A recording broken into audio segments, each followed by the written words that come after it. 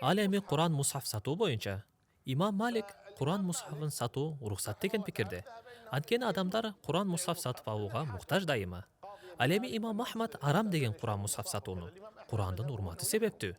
Бул алып сатмай башка буюмдардай товар эмес.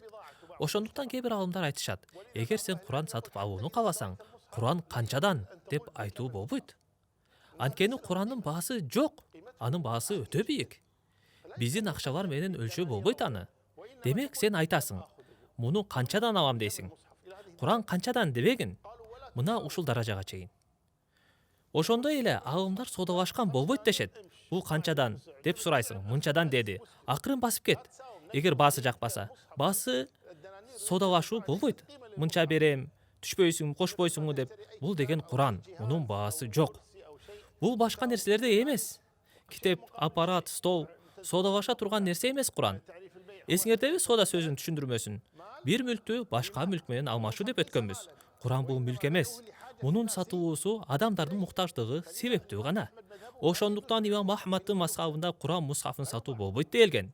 Ал бир гана белекке берилет. Сатылбайт. Сатса болот дегендер Имам Малик адамдардын муктаждыгы үчүн гана дешет. Жана ушул убакытка чейин Куран сатылып келе жатат. Сен эгер Куран мусхаф сатып алгың келсе, анын адептеринен Куран канчадан деп айтпашың керек. Жөн эле бул канчадан деп сурайсың. Баасын билген соң жакса ал, жакпаса басып кет. Түшүрбө баасын. Мунун баары Куран менен адепти сактоо максатында гана.